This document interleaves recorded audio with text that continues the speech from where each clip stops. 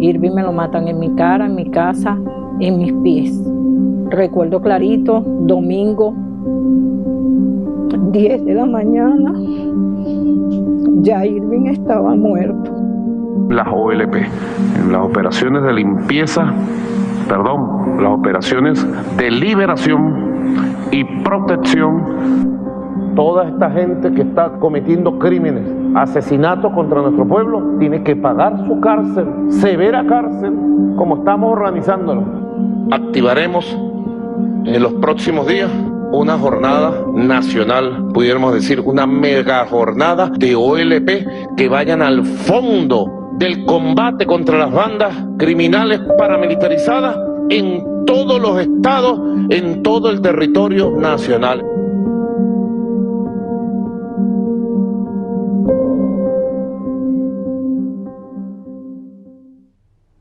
A las 10 de la mañana él se para en la esquina de la puerta que da hacia el balcón de mi casa.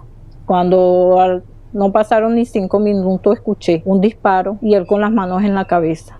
Cuando yo salgo del lavandero, lo veo al funcionario cuando me lo jala por la franela, me lo tira al piso, le cruza sus manos y le monta la rodilla y le dice, vamos a llevárnoslo. Y de aquí adentro había un funcionario que le decía, no, tú no sabes quién es él, métele un coquero. El funcionario tardó bastante y las manos le temblaban para darle el tiro a Irving. Otro funcionario de nombre Jonathan y me mete hacia el baño y me dice, aquí te vas a quedar, maldita. Pero como yo no escucho a nadie, salgo y me paro detrás de Irving. Él voltea. Cuando él voltea, él saca y me dice, mami, estoy vivo. Y yo le digo, hijo, hasta el muerto, hasta el muerto.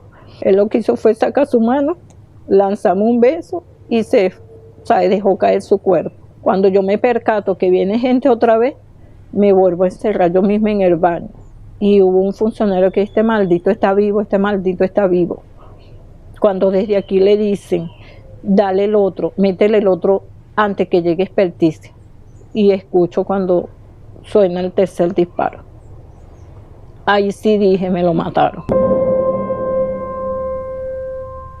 Lo más grave es que el Estado, por supuesto, es el ente que teóricamente debe protegernos y debe garantizar la protección de los derechos humanos, el respeto a los derechos humanos, y con este tipo de operativos el Estado se constituye en un agente que viola sistemáticamente los derechos humanos y que se convierte en un actor fundamental de la violencia ilegítima.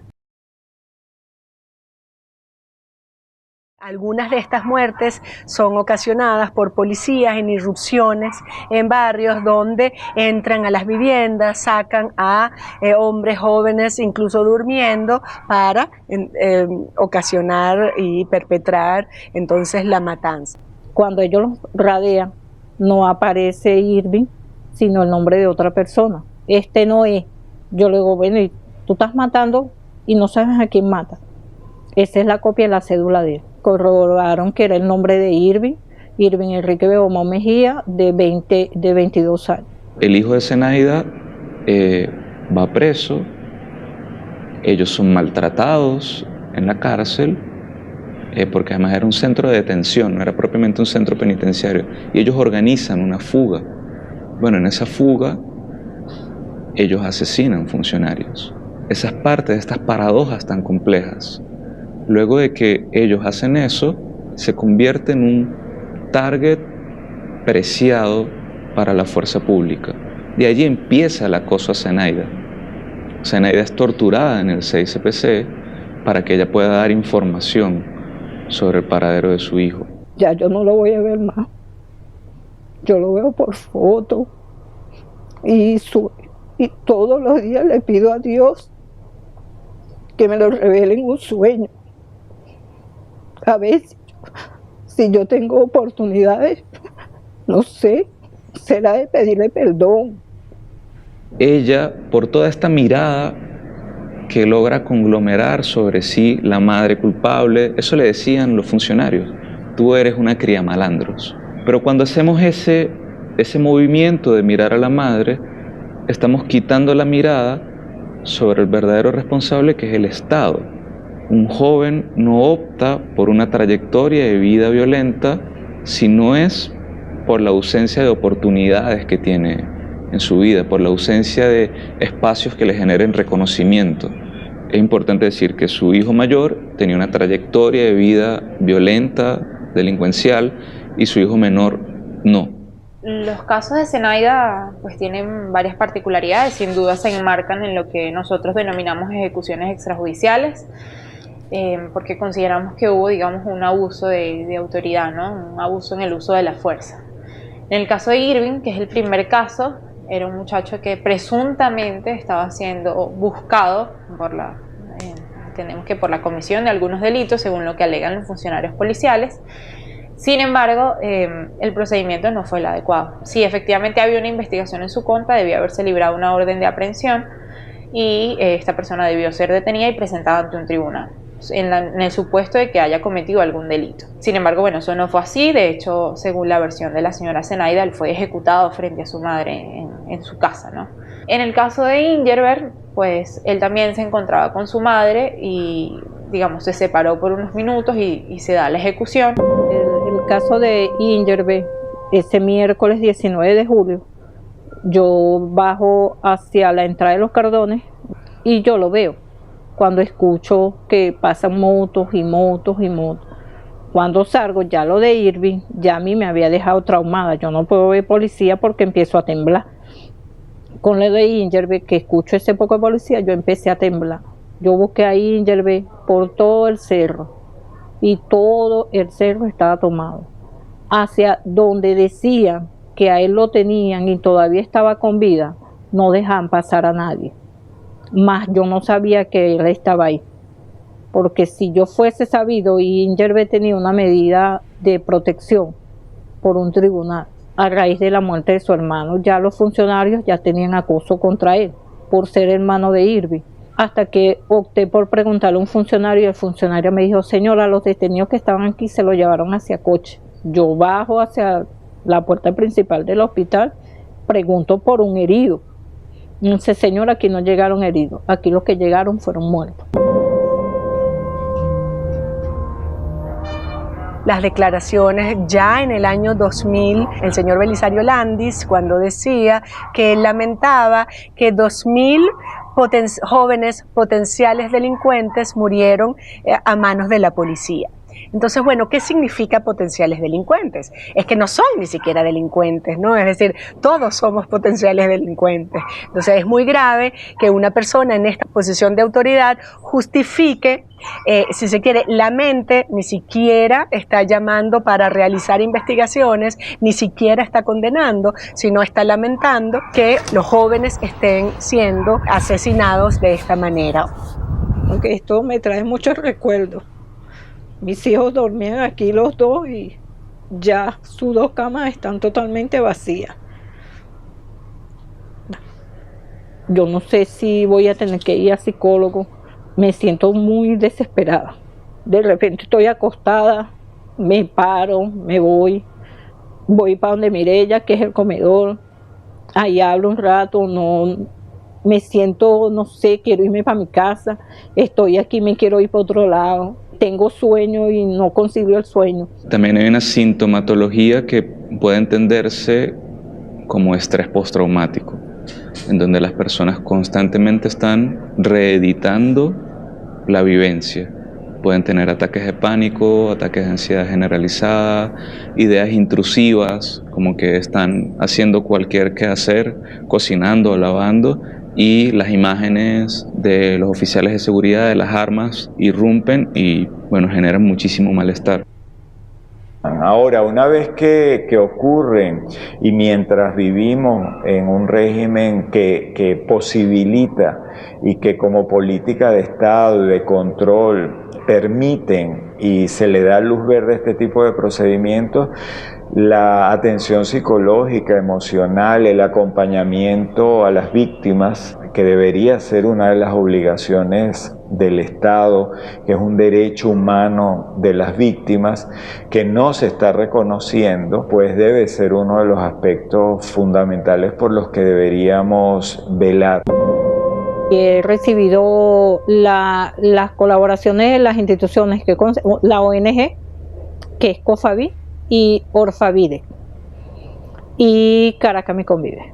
En Caracas Me Convive yo le doy gracias primero a Dios por haberlos puesto en mi camino y segundo a cada una de esas dos instituciones.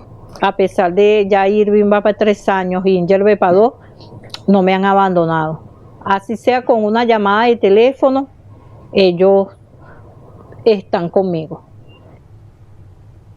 Tengo bastante miedo, de verdadita, con el corazón en la mano, y le pido a Dios todos los días, más que todo a Dylan, porque Dylan fue el niño que, a pesar de que no estuvo aquí presente cuando la muerte de Irving, pero él escuchó o escucha y tiene todavía vagamente cosas de que dice que él quiere matar a los funcionarios, y no es la idea.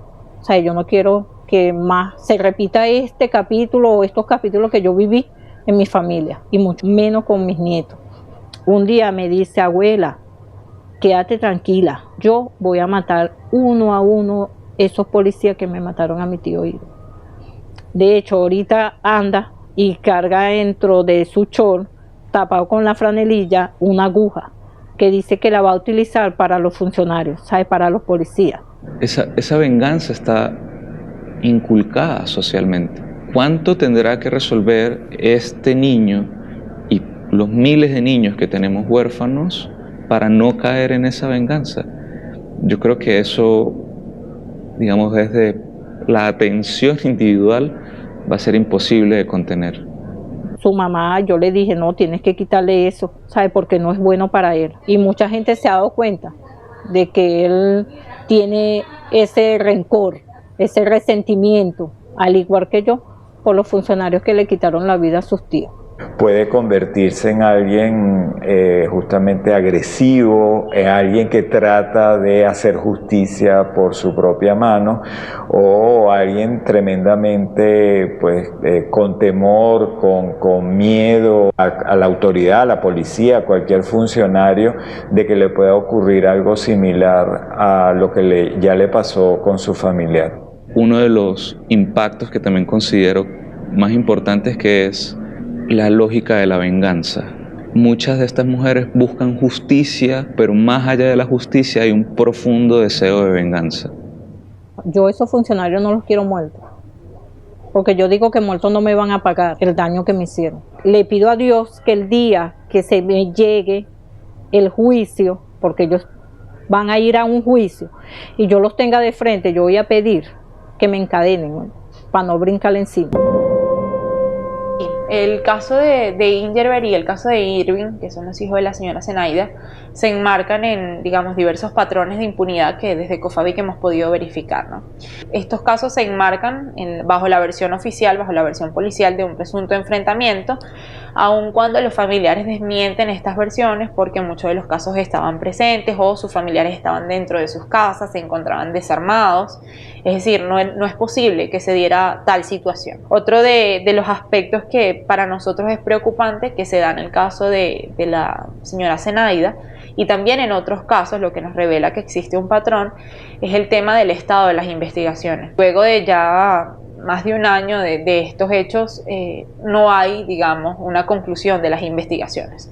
La mayoría de estos casos son investigaciones que son muy largas, en la cual, aun cuando muchas veces están señalados los presuntos responsables de estos hechos, no existe una investigación conclusiva. No hay ninguna persona investigada formalmente, no hay nadie condenado por estas circunstancias, lo cual sin duda representa un patrón de impunidad. Entonces la OLP comienza en julio del año 2015 y lo que primero me viene a la memoria es que ese día comienza el operativo en el barrio La Cota 905 y ese día hubo 14 muertes, es decir que ya era una señal de lo que iba a venir. No es cualquier nombre. Operaciones de liberación humanista del pueblo es poner el énfasis que son operaciones humanistas para liberar y proteger al pueblo, no para reprimir al pueblo. Pero también es necesario recordar que los cuerpos de seguridad respetarán la dignidad y los derechos humanos de todas las personas. De manera que esta nueva fase de la OLP que se inicia busca proteger todos aquellos sectores de las poblaciones vulnerables que han sido víctimas de la violencia criminal. Si él le debía algo a la justicia, deténlo, pero no violes sus derechos humanos, no violes el derecho a la vida. Diría incluso que aquellas máscaras de la muerte tan macabras, es decir, que la misma policía portando máscaras de calaveras era ya una señal de que precisamente estos operativos estaban orientados para la matanza sistemática de la población considerada como sospechosa en los barrios pobres.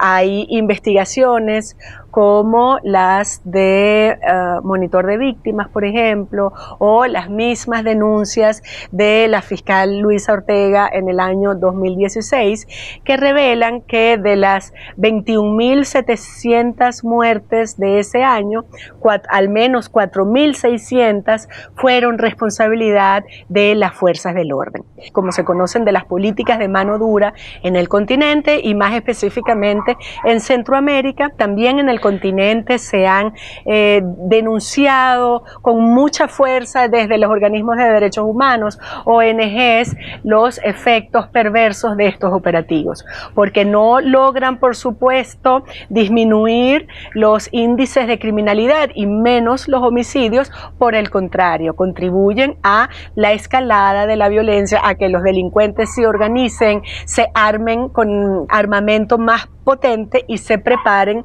para responder. Ahora no es el CICPC, no es la Policía Nacional Bolivariana, ahora es el FAE, que no puede encontrar a nadie, un muchacho o hombre, que el FAE no le quite la vida sin son ni ton.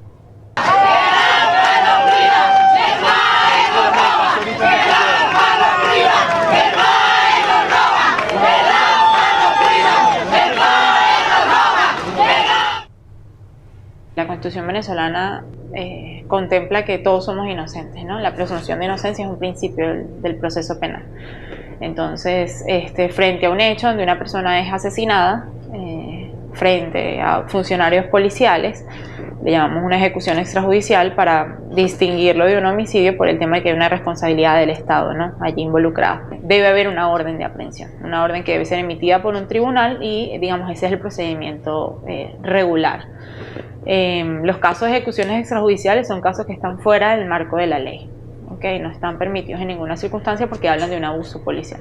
Eso quiere decir que el Estado es el responsable de al menos 21% de las muertes violentas en nuestra sociedad. El Observatorio Venezolano de Violencia y SECODAP presentamos en el informe más reciente que hicimos, allí damos cuenta de 20 casos de niños menores de 12 años que el año pasado fueron víctimas de procedimientos de este tipo. Otro de los profundos retos que tenemos es recuperar el valor de la vida. Es decir, que cada vida cuenta, cada joven que está siendo asesinado es un venezolano, es un ciudadano. Yo prácticamente era como una líder de la comunidad en Caracas Mis Convive. Ellas ponen fecha y ponen todo para venir a hacerme ese mural. Y eso lo hicimos, bueno, primero un homenaje a ellos con medallas. Abrimos con un juego de básquet en homenaje a ellos y jugaron solo y exclusivamente los amigos de mis hijas. Mientras ellos iban jugando, los que iban a hacer el mural estaban ya afinando todo hasta que vi logrado eso, y para mí fue y es algo tan, ¿sabes? No sé, yo lo llamaría que tan mío. Y eso fue con un propósito. La vida es sagrada. En este sentido tenemos el enorme desafío de recuperar el discurso de los derechos, de movilizarnos como ciudadanos. Lo digo además porque tenemos que resistir estos discursos de banalización de la vida, tenemos que resistir estos discursos de justificación de la matanza, porque a donde nos están llevando es a esta escalada y a esta ola donde nos estamos matando todos entre todos. Entonces, bueno, basta. En este país no hay pena de muerte. ¿Sí? Nosotros hablamos del respeto a los derechos humanos, eso no quiere decir impunidad. Nuestro clamor es por la justicia, no por la venganza. El Estado tiene que recuperar su responsabilidad fundamental de establecer justicia y no operativos de vengadores enmascarados que están asesinando masivamente a jóvenes varones que viven en los sectores populares. Yo siempre lo digo, cada vez que voy a fiscalía, los casos no prescriben, mi mente tampoco.